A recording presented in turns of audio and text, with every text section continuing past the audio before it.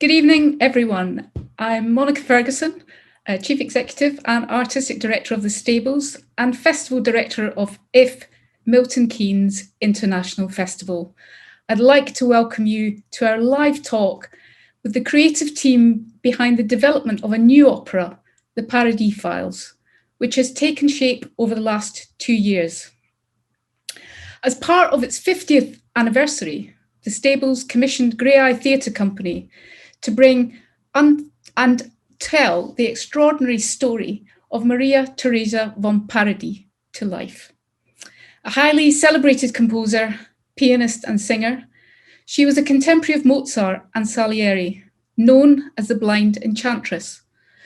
And the story underlying her success is the life of a woman who was used as a pawn by her family to secure a pension. A young, disabled musician who was the source of inspiration, subjected to an extraordinary and daily variety of treatments to cure her blindness. The Paradis Files, produced by Graeae from an original concept by Selina Mills, with libretto by Nicola Veronovska, will be the first chamber opera to be originated and performed by deaf and disabled artists. Tonight, I'm delighted to be joined by the production's director, Jenny Seeley from Graeae, Erlyn Wallen, composer, and Andrea Brown, the musical director and conductor. Despite the challenges of the past 16 months, the creative team have continued to work on the project. But let's start at the beginning of the journey, which for me started with a conversation back in the summer of 2017, believe it or not, with you, Jenny, about your interest and love of opera. I thought maybe you could start by talking us through how those seeds of an initial idea were developed and how the core creative team was formed.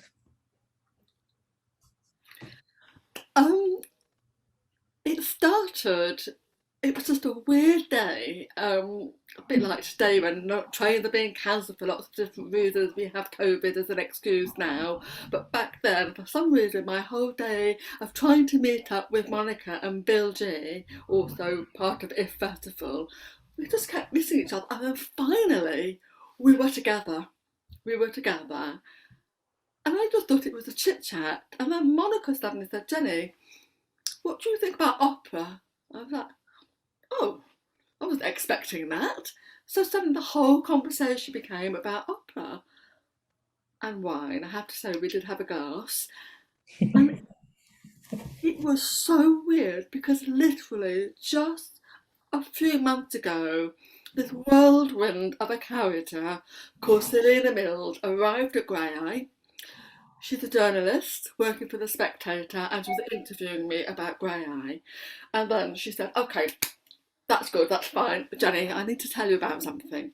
And she started telling me the story of Theresia von Paradis and her ambition for this to be an opera. Oh, so I could remember just feeling my goose pimples. Oh, this is something new, this is something different, there's something to get our teeth into. It's a story about a woman that's other, that's been, we know about Mozart. Of course we know about Mozart, but do we know about her? No, but come on. It brought out every single feminist bone in my body. Like, we have to do this. And then they're matching that with when Monica said, "What do you think about opera?" I was like, "Monica, I've got one. I've got a story." And it was like, this can happen now. It can happen. And I had worked with Evelyn, because she composed the music for the choir for the 2012 London Paralympic opening ceremony, of which I was one of the co-directors. So I already knew Evelyn's music. Slightly terrified of her. Because this musical genius and the glorious desires to discord, disrupt, and be naughty and maverick. So, oh, I like that, but scared. Then I'd been working with Andrea, also like, oh my god, you don't mess with Andrea. Andrea's name sign is like, boom, We worked on an opera together with veterans who were so far out of their comfort zone. It wasn't really an opera, but there was operatic moments in it, wasn't that, Andrea? So Oh, absolutely. I thought when Monica was saying, right, okay, we can do this, I was like, I have to have Evelyn. And I know that Monica was really interested in working with Evelyn too, so that's brilliant. And I know that I cannot do this without Andrea. And So how important was it? how lucky am I? How important was it for you to have an all-female team on the project, the creative team? Yes. I think so, yes. No, it is important. And you know, Selena, this whirlwind of knowledge about Teresa, and one of my favourite to go to writers, Nicola, who's, you know, been on an ongoing journey with Graeae through our Right to Play programme. And there are other writers, but there's something about this that Nicola felt like the right person. And she took so beautifully about her feeling as a dyspraxic woman and fear of being other, and absolutely knowing that otherness, boom, she absolutely links to the story of Teresa and that whole thing about being fixed. And you know, Teresa's parents wanted her to be fixed, and Nicola and I, and also Selena, who's a visually impaired woman, we've talked about, you know, we don't need fixing. We're absolutely fine. We just need some access out there, please, and some attitude changes. You know, get with the programme. But we're fine, creative, full on, die-hard feminists. So yes, so a long way into answering your question, Monica. I think it does feel important that it's the team that we have. And just touching on the relationship between Selena and Nicola, so the original idea and creator and the librettist, and then you as director, just talk me through that process of how you arrived at the story and the script. Well, I don't know. Andrea and Evelyn probably need to be part of this conversation, because we all sat around a table with ridiculous amount of biscuits in the middle and jugs and jugs of coffee, and said, right, we have our lead protagonist. What's the starting point? Can you remember? And we had about 1 million different starting points. You know, whether it's being told from, you know, the start of at Teresa's funeral, is it from a pupil's perspective? Is it from Mozart? It can't be from Mozart's perspective. It has to be from a female perspective. So can you remember that conversation? It went on for hours, and we went round and round and round, but it was awesome. And Erlyn, I touched a bit in my introduction about the musical credentials of Maria Theresia von Paradis, but perhaps you could talk a bit more about the specifics of her life story, and also how you as a composer might relate to that. Yes, so she was, you know, actually like many women, highly trained musician, but she had this real gift for piano, and she also composed. What I feel is so important at the moment is that women composers of the past are finally being recognized, because it seems that women who did compose, they've often been dismissed by history, but this is a woman for whom we believe Mozart composed a piano concerto, so he would have been inspired by her playing. And what I love about our opera, you know, he is in our opera too. So she was a very high-born woman, but probably with not, her parents didn't have that much ready cash, and so as Jenny was saying, she was a bit like a musical novelty, similar in a way to how Mozart would have been. So I feel they had this understanding. For me, you know, if I had been born at that time, well, I would have been I might even have been a slave somewhere on a plantation. So I find it interesting going back into history and thinking, where would I have been? But obviously now, with my, you know, with the training I've had, I feel as if I can understand, and what I really want to bring to this piece is what it's like to be a musician, you know, that dedication, the hours of practice, but also that real passion that she had for the piano. I have this, all my composing has come out of the love of playing the piano, and I feel that's the same for Theresia too. And Andrea and Jenny, you mentioned you've worked together on a number of projects. Can you just share something about the process that goes into your collaborations and how that's evolved over the time that you've worked together? Oh, well, we've worked. I think we worked on this the previous project we worked on, which was this wonderful piece called "This Is Not for You," which involved veterans, involved opera singers, and a script and a score. And I think this is probably that was probably our first major thing, Jenny, that we worked on together. But I think what, you know, obviously from the start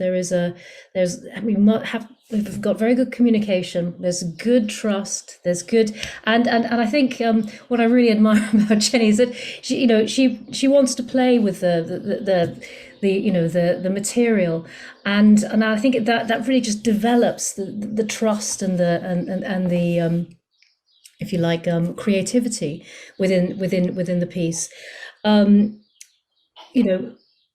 In terms of things like music and breathing and gesture, I really think that we are very able, Jenny, I don't know what you think, in terms of understanding what we want from the piece through, because music, of course, can be for my job quite a lot of the time is translated to gesture and breath and meaning, and so I don't know what you think about that, Jenny. Oh, totally. And we did have to completely and utterly trust each other, and that trust was fundamental because we were supporting a whole cohort of veterans who were so far out of their comfort zone, weren't they? We were asking them to be performers and to really put, what has happened to them, how they have lost their limbs in conflict, in war. So how fragile some of them were, and music, and how that just goes into your skin and takes you on a whole other emotional,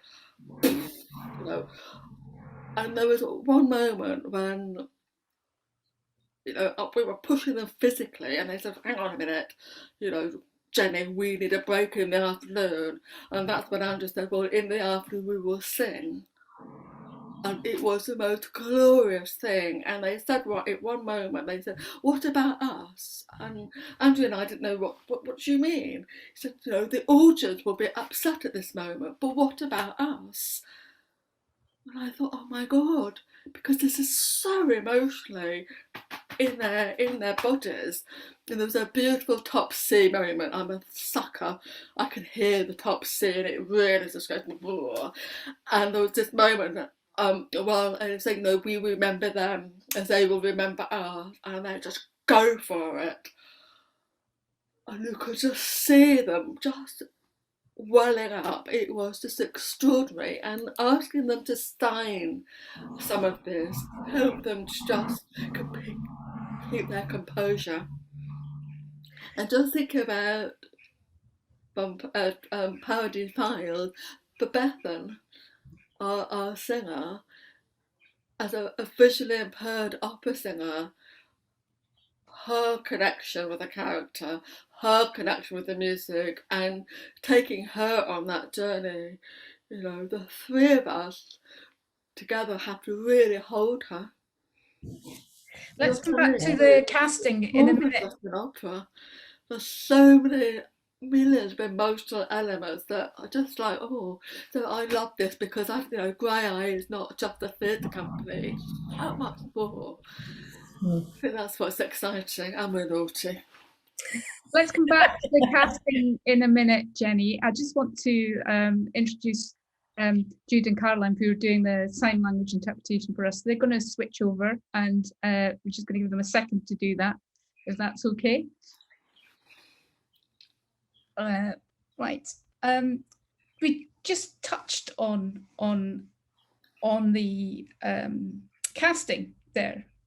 It would be really interesting for us, I think, to perhaps explore that in a bit more detail.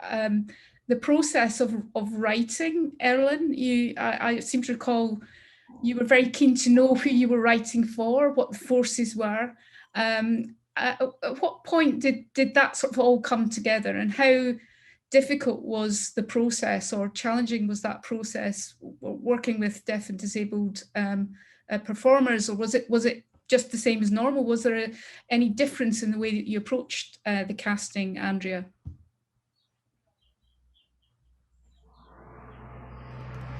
Andrew. So is it? Oh, so apologies. It's an interesting question, actually, because we worked with Sarah Playfair, who the casting agent, who and really also worked with a whole range of singers. At first, we weren't absolutely sure where some of the roles sat. And then I think once we had found our main character, Bethan Langford, I think then the roles began to sort of present themselves, and in terms of where we thought each of the roles might sit. And when I'm talking about sitting, I'm talking about whether it's high pitch, whether it's a soprano, whether it's a soubrette or a dramatic or tenor or bass, whatever. We had an idea of characters, and of course, because we had a libretto, but that sort of fine tuning of how an ensemble is created, of course, was really carefully crafted by Erilyn and Jenny. And there were some considerations, of course, to think about how we convey the text, how much space we might need for music. Of course, this is something Erilyn does anyway, and just think about how we might describe a scene through adding things like a chorus or a device or we might have another character actually explaining. So we really wanted through quite a lengthy process actually to try and craft this opera in a way that is the most accessible it can be. And Erilyn, can you maybe give us an insight and a taste of what the musical world that you've been developing looks like? Yes. Sound like? What I like about this project, from the beginning, I was thinking there has to be something very rambunctious about it, as well as very serious. So we definitely have moments of extreme, emotion and drama, but also we have this fantastic chorus that are quite knockabout, ever so slightly musical. So there's this music of that's quite sophisticated with rougher music, and I really like that. And one thing I must say as well is that when Bethan came and sang, I was writing for her part, but the moment we met her and she sang to us, it's as if that's it. I do tend to get obsessed with the voices I'm writing for, and I think about them all the time. And there's a wonderful thing in the some characters play multiple roles. And say, like Omar Ibrahim, who's such a brilliant actor. I've written for him many times before, but I'm always trying to think what new things can I bring. So the music, we have Therezia's own music in this. We have a little bit of Mozart. So we have music that definitely I've even put a little bit of Clementi there. So we have these allusions to music of the 18th, early 19th century alongside more contemporary music. And it's important for me for this that it's full of life. So it's not designed, it's a contemporary opera. It's designed to reflect that period, but be relevant to today. Yes. And to obviously inhabit your your sound and the vision that you have for that production. Yeah. What are the range of voices and the sorts of players that you're writing for? Remind me, Andrea. So we have some soprano, mezzo, countertenor, tenor, Bass. bass, Or yeah. bass baritone. We've actually got two sopranos. We've got a very high, a sort of super, what we would call soubrette, a high light soprano, and then a more dramatic soprano, and then our mezzo. And that's quite interesting actually, because our central character is a mezzo soprano. So we have this sort of very central, almost very well centered figure. Who knows what she wants and knows how she's going to create her own world. And then these sort of satellites that float around this. It's wonderful actually, because quite a lot of the opera really focuses on her relationships with this is Theresia's relationships with her mother. And also with a maid. And this is partly constructed really to show, the stresses and the tensions that there are for women, or there were for women in that society, and it's useful for that to kind of show the trials that Theresia went through in her life. Yes, it's a real mother and daughter story. But also, like you say, with Gerda, it's about friend. Gerda, the character we invented, and it's about that friendship. And it's not, it's not about her needing that support as a blind person, but they work together to support each other, which feels absolutely right. That's timeless. Those are things that happen today. It's that aren't 18th century, but actually these are the things we identify with today. And I think that mixture of music of Ireland's fantastic music with the 18th century and the sort of almost formalized contemporary writing against this almost kooky kind of jaunty gossipy feeling really, I think, come together to make this quite a really high energy and exciting piece. And I'm trying to it has tunes, doesn't it? It has quite strong tunes as well as more angular music. So it's a real mixture of things. But it's I haven't written music quite like anything like this, which is exciting for me. And just again, you touched on the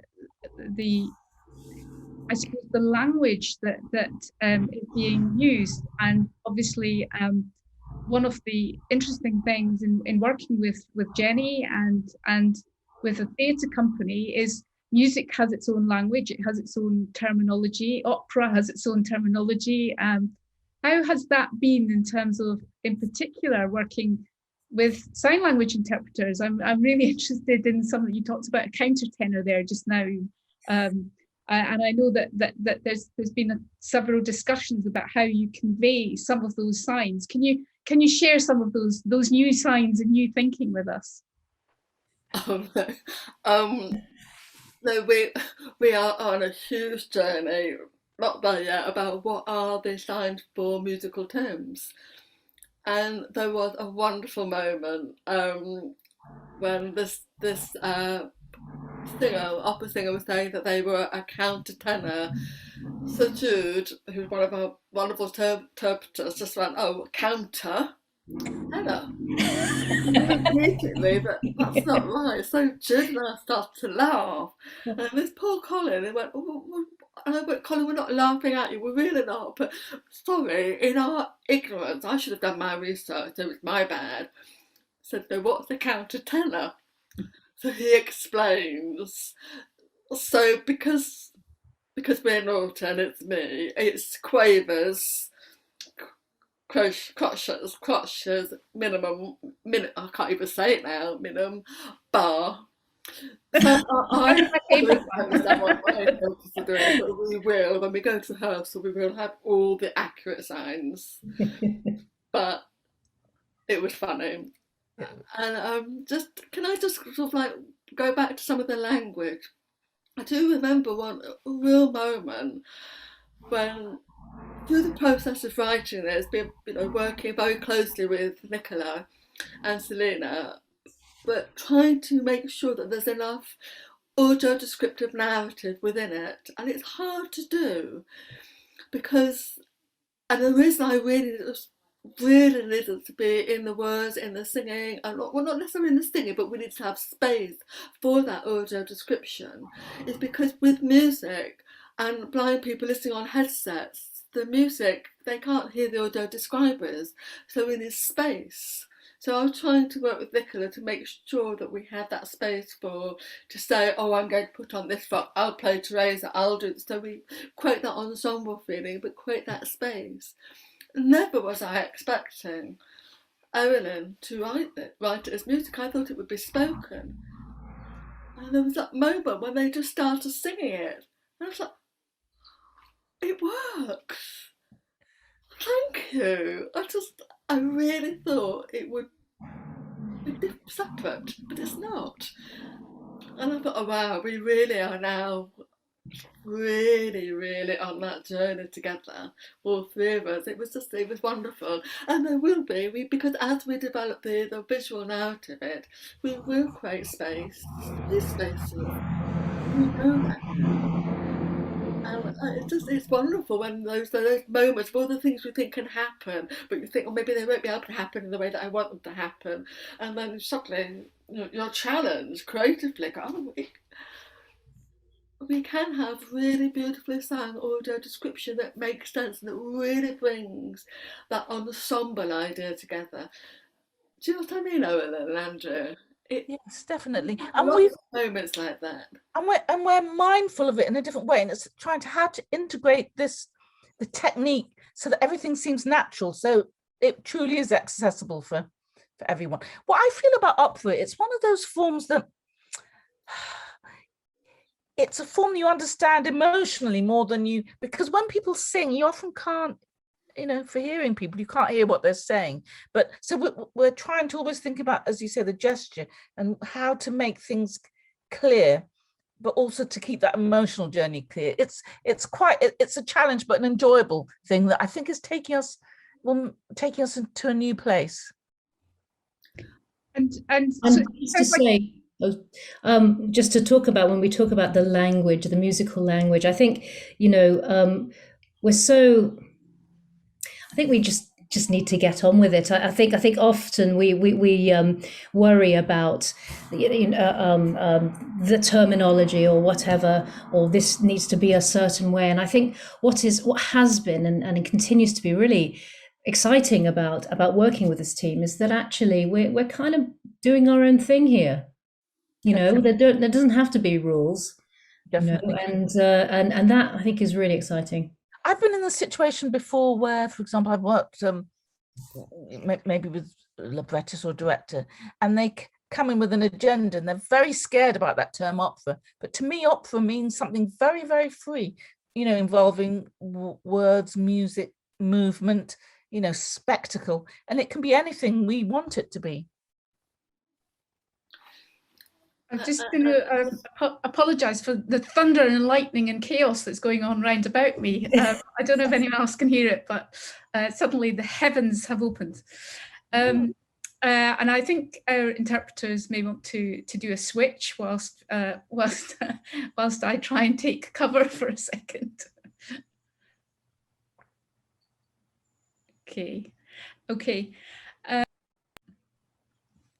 So one of the things that it appears is that you are really trying to weave all of this together. So it's not you're not doing the music, the spoken word, the acting. Effectively, it's all very much being developed as an integral piece and production, and that's come from you working closely together and actually trying out things with the performers as you've gone along. So they're very much part of that feedback process to make sure that you can accommodate things within the musical structure and the dramatic storyline. Is that what I'm interpreting that correctly? Yes, you're right. We've had quite a lot of workshops which are invaluable. I've just written the opera that's on now. I had to write the whole thing without one. We didn't even have a sing through, and so it had to go on stage. And so, but what we've had at Graeae, before the pandemic, we were able to really try out different singers, put things on their feet, just small sections. And and Jenny and Andrea, they work so well together, and it's been a very good team. Brilliant. And just let's talk a little bit about I guess who the opera is for, and who you have in mind as an audience, and how that's influencing the way that you are developing the work. I think it's for every single woman who's fed up of our history being sidelined. Definite. But we have a massive audience. I think, I have been one of these people that's been terrified about opera, and I did a tiny, tiny baby opera many years ago with Interplay when I started my directing career. And it was called Mad Meg, and it was beautiful, and it was just a three-hander.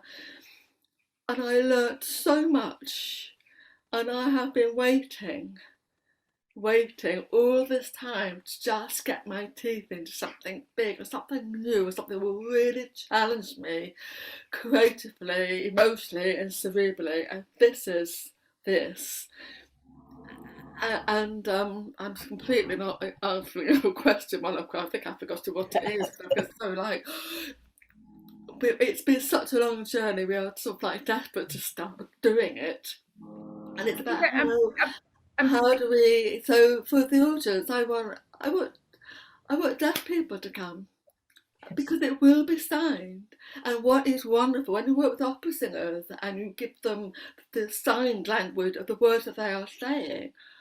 Yes. Oh my God, they start to move and really own it in a very different way. And when you working with Victoria Akawari, not on this, but for something else, for This Is Not For You, giving her gesture, and she said, Jenny, as a blind person, everyone's just said, just put your hand down by your side, because she has no visual reference to what gesture is. But when you link it to sign language, oh my goodness, so the beginning of This Is Not For You, Jude signs beginning and Victoria signs beginning. And they held this huge space in there, both signing the same thing. And so she suddenly said, I'm a person that can do gesture. And that was very. I've always found opera very static, but our team, because they're getting messy with really embracing sign language, they will feel different. They will be different. I want people to see that, and because of the audio description of it, it's I really want a really diverse range of blind people to come and tell us what they get for what we are doing is ensuring that there are gems for everybody. They may not get all the information at the same time, but they will get it all by the end. And there's some real treats in there. And the big mission that we are on the journey of at the moment, and I won't say too much about it because I am trying to figure it out, is how do we really embrace deaf-blind audiences? And we will. Getting some really amazing advice from people about how we might do that theatrically, viscerally, can I say that word properly? So I want it to be for everyone. I want to break down that opera is only for posh people, because it's not. It's for everybody. That's what we've got to do with this. Ooh, sorry. I just want to add that I think it's this opera really is groundbreaking in so many ways. The casting is very, very diverse. The instrumentalists are very, very diverse. We're going to be in partnership with the BBC Concert Orchestra. It's very, and we're working with them to find the correct, the kind of the right players for the ensemble being quite small, but I want, anyone who wants to come and see opera, whether they've seen it before, to actually see what we think opera looks like in the 21st century. That was going to be one of my questions, actually. Is opera still relevant as an art form in the 21st century? I mean, Erlen, you write opera. It's one of your kind of mainstays. For those people that might think it is old hat, what's so special about opera, do you think? Yeah, so this will be my 21st opera. And what I would say is there's nowhere I would write opera just to be, and none of those operas have been, maybe one or two have been at Opera House, but they've been in all sorts of places, on a boat, in a club, in a tent, in a field. And I'm passionate that opera, at its heart, is about telling emotional, exciting stories about the way we live now, and maybe the way we lived then. But I think it's one of the most engaging forms if you can get it right. It's not always easy to get it right, and that's probably why I keep trying. But when it works, it's like nothing else. The opera that I've just done now, I mean, people were crying at the end. Grown men were crying. Because at its heart, it's telling that one. It's like the male story, and I always forget how overwhelming that combination of theatre with singing and words can be. When you get it right, it's the most magical thing. That's what keeps me going, and it is for everybody. Or else I wouldn't be composing it. I just want to add also, I mean, the narrative of all these men trying to fix Teresa and her parents wanting her to be normal, that will resonate with so many disabled people. It's ongoing. This narrative is actually so rooted in the social model of disability, which is where access is everyone's responsibility, and we as deaf, disabled, neurodivergent people, we crack on with our lives. If access is there, we can. And the thing about being fixed, all these people have taught when their child is being born, your child will never be a dancer. Their legs are back to front or whatever, they'll never be a dancer. Excuse me, one of our most famous dancers, David Toole, who left us last year, a dancer with no legs. Excuse me. Do you know what I mean? So we are really, really challenging an audience that don't think we could do anything. And those of us who really relate to it will go, yes, this is our story. So I think it's really, really, really important. I feel very proud that we're doing this. Jenny, you've done music theatre before, really successful, productions of music theatre. What difference do you think there is in producing this work compared to some of the previous work that you've done that's been more musical based? What is it about this opera that's getting you so fired up?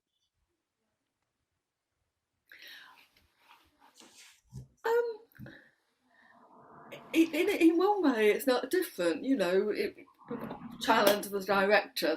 It's our job to make sure that we've got those really meaty challenges, so that we don't just sit on our fanny and think, oh, I know how to direct this. No, I'm not sure. So I forget about anything I've ever done before, and this one is like terrifying. Do you know what I mean? So, but I can't wait to get started. It's not so much different. It's been a different process, and learning how Evelyn takes the libretto, how she unpacks it, how she moves it around and changes things. And at first I was like, oh, but I want those words. And darling, they'll be coming in later. It's about patience. I'm learning to be patient. Sorry, yeah, we did that.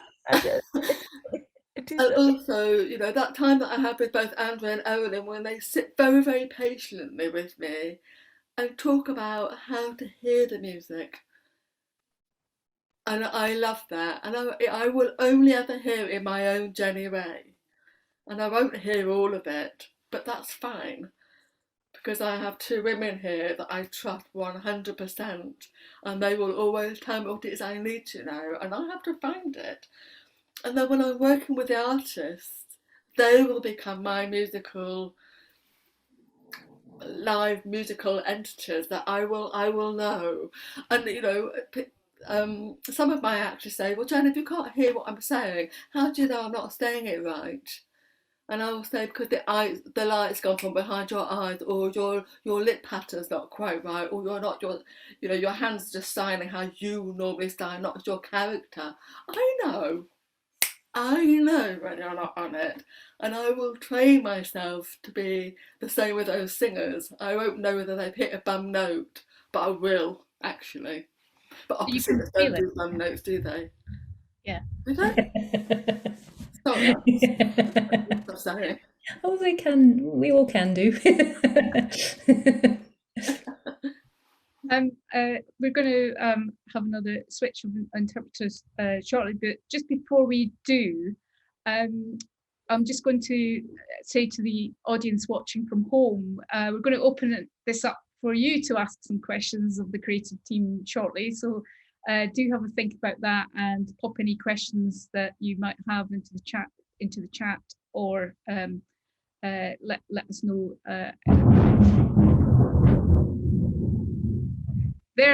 Therein lies one of my powerful statements, a clap of thunder. Let's hope it passes without too much trauma, but it's very dramatic and very operatic, isn't it, to have claps of thunder going off at this point in time, I think. So we shall switch interpreters, if that's okay, and then we will come back for another set of questions. Okay, and this, as I said at the beginning, we started talking about this, Jenny, in 2017. We've got a lovely little film which has been tracking the process, the documentary that's been made of the process, and that's available for people to watch on the ifmiltonkeynes.org website. If you go to our digital section, you can have a look at that. It's available on demand, so you can watch it anytime. I really thoroughly recommend it. It's fascinating insight into the process, into the discussions between composer and director and conductor and artist, and the way that the artists actually start to influence, in a way, the progress and feedback, how they're feeling, very often bringing into it their own personal I suppose experience as deaf and disabled artists, and the way that they can relate to some of the storyline and the characters. I think it's a really interesting little 25-minute documentary that people can easily get a sense of what the Paradis Files is about. I suppose one of the key things that would be interesting to know now is, what stage of the development of the opera are we at?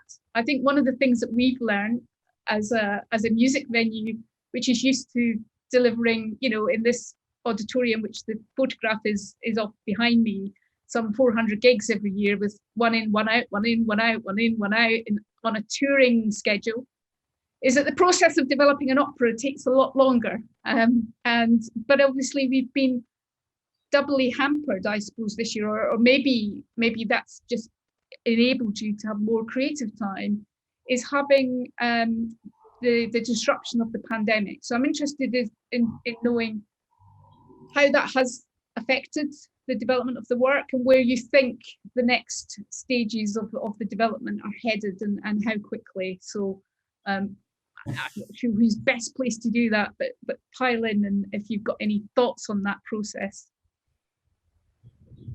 I'll just jump in to say that what I find is the crucial bit is that we talked about this before, what story are we telling? And then it's only when you see something written down and we think, oh no, hang on, we need this. So the chiseling of the libretto is crucial. And occasionally, I mean, sometimes that can take a really long time. And in this case, we were so lucky to have workshops that we could go backwards and forwards. And so I started writing bits of the vocal score, in other words, just concentrating on the vocal parts. And then again, we could see, you know, with guidance from everybody, we could see there might be a gap on how the voice is balanced. And it was Andrew who suggested, let's have a countertenor so that we have this widest range of, you know, colors and textures in the voices. And so I am now at the point where I wrote the vocal score, but then where we identified there's still gaps, things that really need still to be told more clear. So a few little scenes will go in, and then I will start orchestrating. And what's lovely, you know, I had to leave the project to go on to another opera which has just been performed. But what's interesting to me is that I'm thinking about Paradis Files all the time, and that the characters live with me, and I dream about the libretto, I dream about the scenes, and that is a huge part of the work as well, really embedding, you know, these memories and work out what I might do. Does anybody else want to say something? I think that's really exciting. I mean, you know, we have, as Erilyn has been saying, we have workshopped quite a lot of it, and actually came, you know, up with pretty much a good deal of the work. And it's just been wonderful to sort of see how characters emerge, not musically, and how we represent Mozart. Not just as a character, but possibly as by inserting motifs here and there, and I think that's just been, you know, really exciting to see how that develops, and how the pacing of a piece can change simply through a different, not, you know, additions of characters, but also, you know, different styles or different thicknesses, I want to say, sort of the texture of the music as well. So that's been wonderful to work with and see how that develops. And as Andrew and I have been having conversations around the casting, about getting the band together, and, you know, something I feel quite proud of at Graeae, rightly or wrongly, sometimes someone is the best person, but they're not a team player. And I think I'm not going to have them. We need team players. And, you know, that's for a lot of Graeae productions. And I think it's the same for this. But we've been very lucky there are those people there that we want, and there will be a team. Because it's not like any old opera. This is dares to be different, and we still, you know, in rehearsal we still need to be pushing those boundaries. And I've also been having conversations, like I say, with deaf blind people around aspects of access, and how we might have visual representation of sound. That's on a journey as well. And talking to a designer, we've not signed the contract yet, so I can't say who she is, but she read the libretto and she immediately got the immersive aspect of it, and the ensemble, and the, you know, theatre in a suitcase feeling. So you get your costumes out, you know, you rock up, who you are in the 21st century, say, right, you lot, did you know about this woman? She's been sidelined and she's brilliant, so you need to hear about her. Well, let's crack on with the story. So she got that, and a real sort of how do we do this beautifully simply, but with, you know, with a full of jewels, if you know what I mean. I've gems. We have the gems of the music, so I've got to create some gems of the directing, but she got it, and it was like, oh, that's so lovely. So lovely, because I think it's that. And to hear somebody else tell me what they got from the first reading of it, and listen to some of the music, I thought, wow, I love that. So immediately I thought, oh, won't you? I really hope you shall say yes.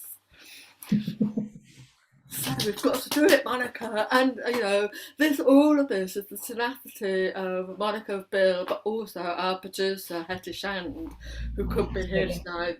She is. I've worked with Hetty for a long time. She's old school and brilliant, and she fights for what she wants. We still haven't got a London venue, but we will get one. And in terms of venues, we have got some venues lined up. We have got a tour starting to be penciled together, and I think you're going to do a production week at the Curve in Leicester. Is that right? That's right. Yes. Yeah, and we will have you on stage at the stables, definitely. I think I've started to get some questions in from the public now, so maybe we'll take a couple of those. One is, as someone in Milton Keynes, are there ways I can get involved in Paradis Files, and how can I find out more?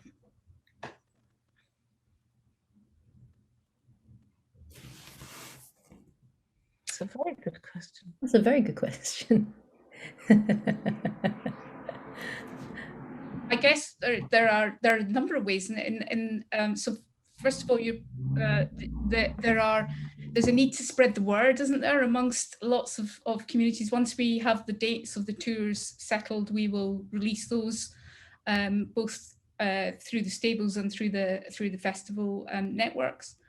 And it would be helpful to have as many people as possible to try and spread that word of mouth, to maybe encourage people to watch the film or to watch this little talk, and to think about and to get in touch with us at the stables perhaps about how you would like to experience it as an audience member. We can feed that back into the creative process. We can look at what we can do to support people in enjoying the presentation of it.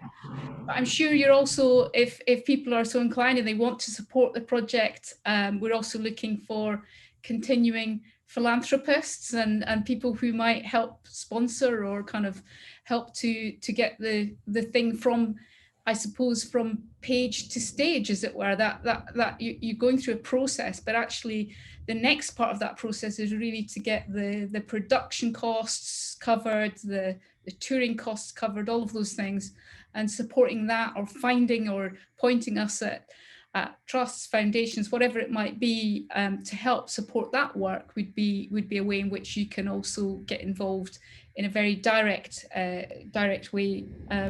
Is there anything else that I've missed? I find quite, do you know, the bit I really love is just when you're coming up to dress rehearsal. But dress rehearsal is such a sacred time, and I think it's always nice to have people come in at that point, who are friends of the stables, friends of what we do. So that feedback is always very useful, isn't it? Absolutely. Yeah, absolutely. Test driving. Yes. I also like, Graeae is publicly funded for public money, and therefore, I think our rehearsals can't be for the masses, but I like the idea of having some open rehearsals. I've never been one of those directors that had a closed door. No, it's publicly funded. So, the public can come to rehearsals, and sometimes it's really, I think it's so useful when someone just having those other perspectives and having that conversation. And, I'm saying I'm doing it like this. They said, well, I would do it like that. And I'm like, oh, can I borrow that? Or don't be offended, I might not do it like that. But having creative conversations. And I think, with the pandemic, weirdly, Zoom has offered so many different platforms, a platform for different conversations I might not have had. And I want to find a way of keeping that going, because it gets inside my head and keeps it busy, which is always useful. Another question. Jenny might be able to help. Are there any ways in which a deaf person can be helped to experience the music, that to make it as accessible, the actual musical content? The other day, I was at the IF Festival, and the wonderful Drake Music had their Planting Symphony. So I wore is it a sub pack, Monica? Yeah, It's a vibrator thing. Oh my god! By then I was like, so it was quite interesting, but I couldn't hear any of the sound. I didn't have the right headphone for my hearing aid. So it's about making sure that there's the access in terms of the right things that link to hearing aids. But there's also a company that we've been having a conversation with that has a shirt where it's wired up to a computer. So the violins are by the heart, or the drums are by the heart, the violins are by the kidneys, or the music is visceral. But having a live band on stage also helps to see and feel that music. And I do want to talk to all the venues about where can we place audiences. If we are in a position that we could have some deaf audiences actually on stage, and definitely deaf blind audiences, that's proximity of the music feels really important. So again, I will be getting together a cohort of deafies and saying, and every deaf person has a completely different experience of music, and see how we could be maverick, see how we can find something that will work.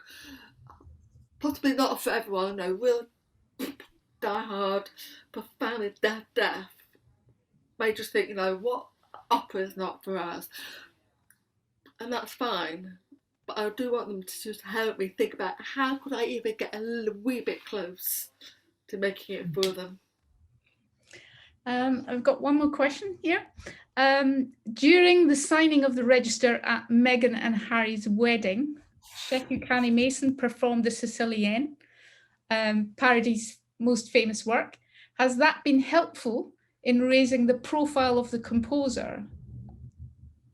I think so. That piece is quite a famous piece, and I think, but a lot of people didn't realise. There's some doubt whether if she did write it, but I'm just saying yes, she did write it. And it's so beautiful. It's actually a really famous piece of music. It is. It's one of that's so famous that I think people haven't stopped to realise, that the composer actually has a name, and it's and is possibly female. As well. Why do you think that is? Why?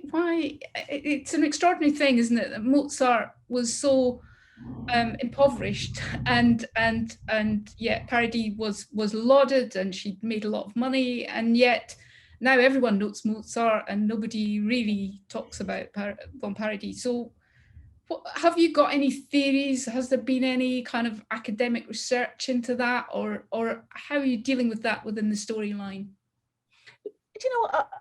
I just think the academic gaze has always been too narrow. Do you know what I mean? And that I see how things are quietly dismissed. For example, the African influence on systems music, Steve Reich. I went to a whole lecture, not one person mentioned, the African and Asian origins of that music. So sometimes scholars do a thing where they bring their own lens to something, and they think, oh, it's by women, oh, it can't be any good. I've heard that more than once by people. It's so strange. But also Mozart's sister composed music too. We don't hear her music anywhere near the same, but there's a lot of great research now being done actually by women academics, and that's for the good. It's the gates are opening wider. The gatekeepers are becoming more across the field. There's more depth in research. Well, we're coming towards the end of our time. I'm just going to offer the sign language interpreters a quick changeover if they want to take that. I just think it'd be really useful, perhaps, if each of you gave your own kind of, I suppose, hope and ambition for the next few months, and what you envisage you will get out of this, and the audiences will get out of doing this, and the artists? Gosh, who wants to go first? Can I go first? First, Andy, could you put your hat in the ring first? Yeah. Well, just to say that I think what I'm getting out from it, and what I'm continuing to get from it, is just a fantastic pleasure of working with both Errol and Jenny, as well as discovering the most amazing singers and instrumentalists through these workshops. Whether or not we get to final casting and it's the final cast, I mean, it is extraordinary how many and diverse singers and instrumentalists there are, and that has been an absolute pleasure to work with them all through these workshops. I'm looking forward to getting into rehearsal, getting into the nitty gritty of things, and I'm looking forward to actually touring a really actually diverse range of venues as well. I mean, these aren't necessarily what one might think of as operatic venues, all of them, and that in itself, I think, is exciting too. So it's a really groundbreaking piece in many ways, and it's an absolute joy to be doing it. That's what I'm excited about. Thank you. Erlen?